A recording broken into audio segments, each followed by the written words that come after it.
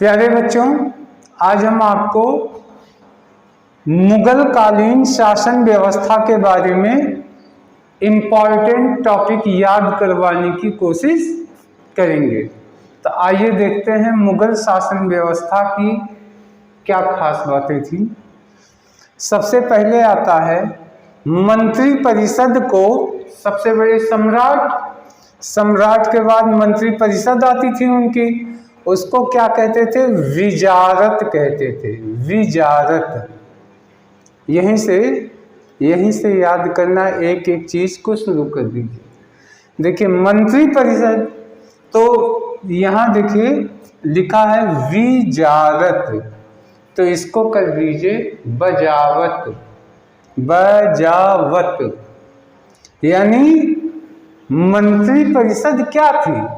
तो मंत्री परिषद जो है सम्राट के आदेशों को क्या करती थी? बजाती थी, यानी हाँ में हाँ मिलाती थी। सम्राट जो कह देता था, मंत्री परिषद ताली बजा के उसको क्या करती थी? हामी भरती थी। तो विजारत, बजावत यानी सम्राट के इच्छाओं को बजाना ताली बजा के, तो क्या हो गया? विजारत। अब आगे देखते हैं। सबसे महत्वपूर्ण पद किसका था? वजीर का। तो वजीर आप लोग बचपन में हम लोग भी खेलते थे, राजा, वजीर, सिपाही, चोर, और कागज पे नाम लिख के करते थे। उसके बाद जो बादशाह बनता था वो कहता था वजीर, तो कहता था जी हुजूर, इन दोनों में चोर का पता लगाओ। तो इसका मतलब ये हुआ कि जो शासक था, बादशाह हर बात के लिए किसको बोलता था? वजीर को। वजीर, तो कहता है जी हुजूर। तो बादशाह का सबसे महत्वपूर्ण व्यक्ति यानी पद कौन सा था? वजीर। अब देखिए शासन के कार्यों का संचालन कौन करवाता था? वकील। करवाने वाले व्यक्ति को कहा जाता था, इसको क्या कहते थे? वकील कहते थे। क्या कहते थे? वकील। अब आप इसको कैसे समझ सकते हैं? देखिए आज भी हम लोग क्या कहते हैं? वकील। वकील किसको कहते हैं? जो कानून का जानकार होता है और जिरा करता है और कानून की रक्षा करता है ना? तो वो वकील होता है। तो यह व्यवस्था, यह चीज जो उस समय की चलती आई है। अब देखिए क्या है, शासक जो आदेश देता था उसका पालन, जैसे संविधान हमारा आदेश हो गया, तो संविधान का पालन करवाने के लिए वकील लोग होते हैं कि किसी धारा का उल्लंघन तो नहीं हुआ।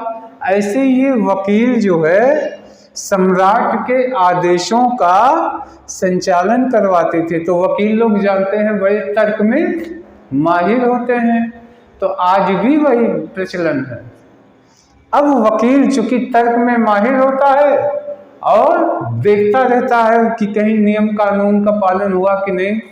अब इसके अंडर में, वकील के अंडर में चार लोगों को, जिम्मेदार लोगों को इसके कार्यों का बंटवारा कर दिया। दीवान, मीर बख्शी, सद्र उस्सद्र और मीर सम्मन। तो अब इन चारों का कार्य को समझ लीजिए, चारों करते क्या है। सबसे पहले देखिए है दीवान। तो दीवान को कैसे याद कर सकते हैं? दीवान, ध्यान से देखिए, दीवान यानी देने वाला। तो ये क्या करता था? ये प्रांतीय राजस्व का प्रधान होता था, यानी जो प्रांत होते थे वहां से राजस्व को इकट्ठा करवाने का काम दीवान का होता था। फिर उस राजस्व को वह वकील को सौंपता था और वकील बादशाह को सौंप देते थे। इसका मतलब दीवान क्या करता था? देता था। कहां से? प्रांतों से धन को आन करके, यानी ला करके देता था। तो देने वाला दीवान, और किसको देता था? बादशाह को। तो दीवान समझ में आ गया होगा। दूसरा देखिए मीर बख्शी लिखा, मीर बख्शी ये कौन होता था? ये प्रांतीय सैन्य प्रधान होता था, यानी जो प्रांत में सेना होती थी राजा की, उसका ये प्रधान होता था, मीर बख्शी।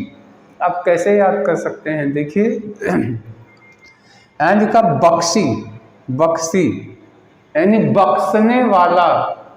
तो बख्शता किसको था? ये अपनी सेना को लेकर के सम्राट को बख्शने का कार्य करता था, यानी सम्राट की रक्षा करता था। भाई सेना किस लिए है? सेना लड़ती है अपने सम्राट के लिए, बादशाह के लिए, राजा के लिए। तो वह सेना जो है लड़के दुश्मनों से अपने बादशाह को बख्शती है। तो यहाँ से हो गया मीर बख्शी, ध्यान दिमाग में रखिए, आ जाएगा। वो क्या करता था? सेना का प्रधान होता था।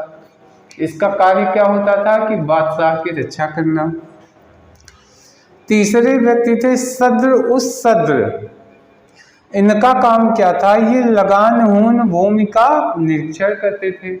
आगे हम बताएंगे कि भूमि को भी ये 3 भागों में बांट दिए थे, लेकिन तो जो भूमि पे लगान नहीं मिलता था उसका निरीक्षण, तो ये सद्र, सद्र से आप समझ जाएंगे, सदर यानी बड़ा। तो ये बड़ा व्यक्ति होता था, ये घूम घूम के देखता था कि कौन ऐसी जमीन है जहाँ पे लगान नहीं मिल रहा है सरकार को।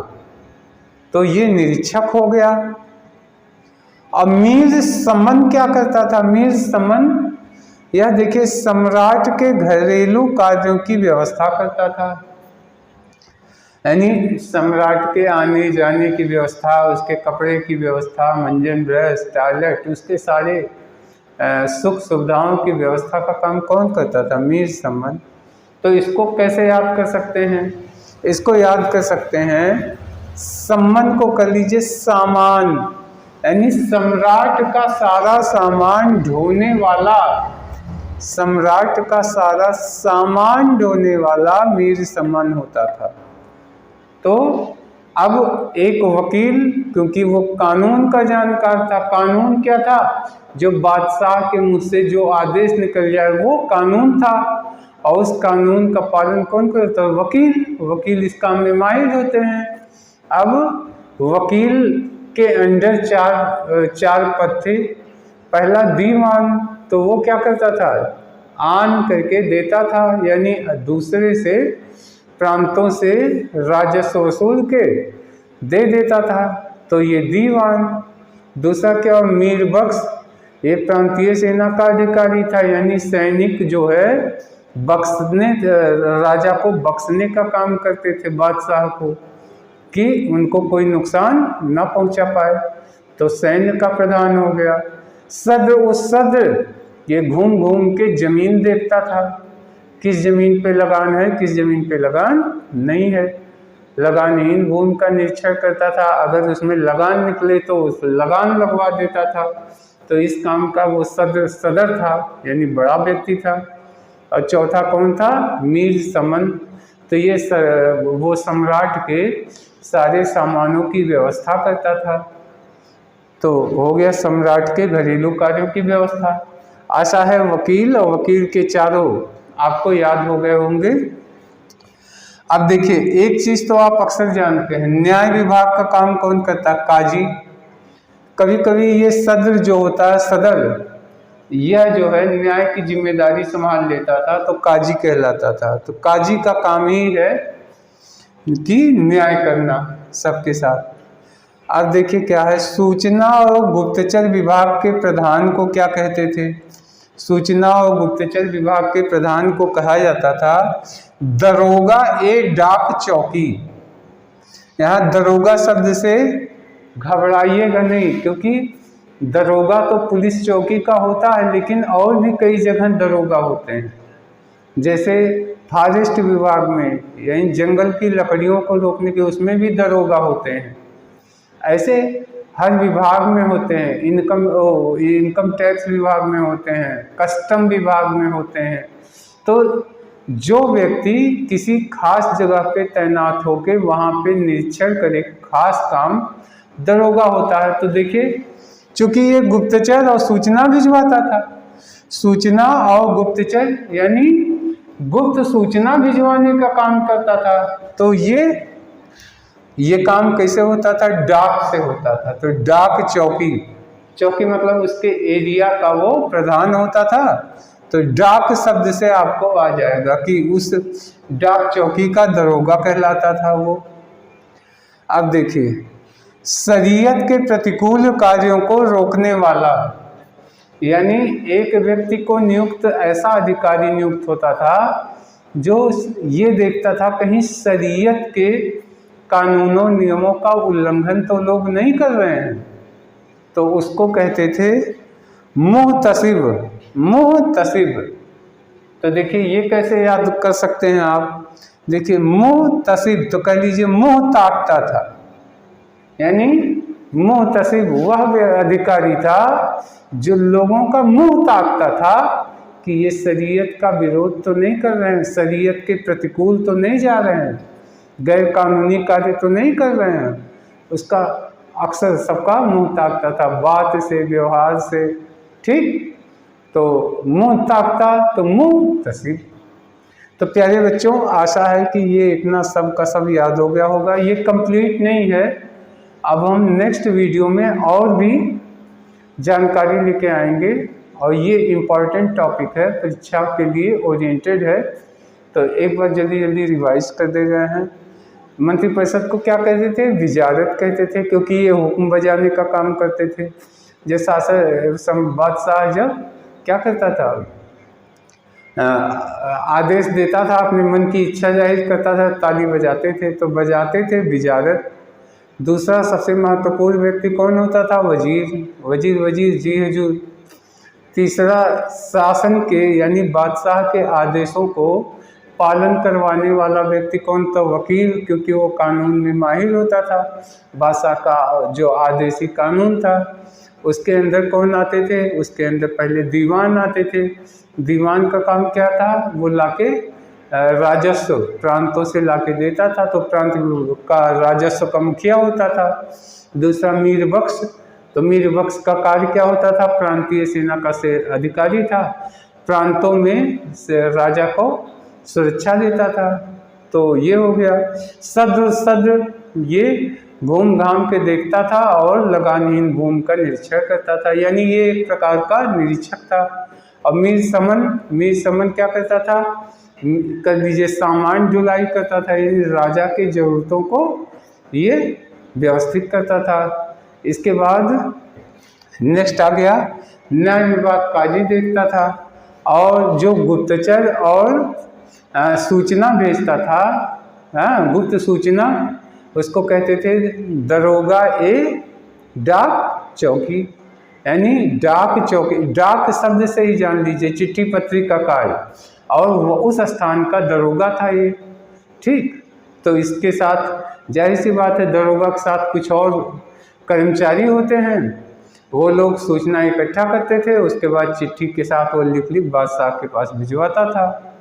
और जो लोग शरीयत के प्रतिकूल व्यवहार करते थे उनको रोकने की जिम्मेदारी किसकी थी? मुहतसिब। तो ये हो गया मुहतसिब। तो मुहतसिब कैसे हो गया? ये मुंह ताकता था, कोई शरीयत का विरोध तो नहीं कर रहा है, तो ये मुंह ताकता था, तो हो गया मुहतसिब। प्यारे बच्चों, आशा है ये सब याद हो गया होगा। इस वीडियो में इतना ही। अब हम नेक्स्ट वीडियो में आगे की जानकारी लेके आएंगे। तब तक के लिए धन्यवाद, नमस्कार।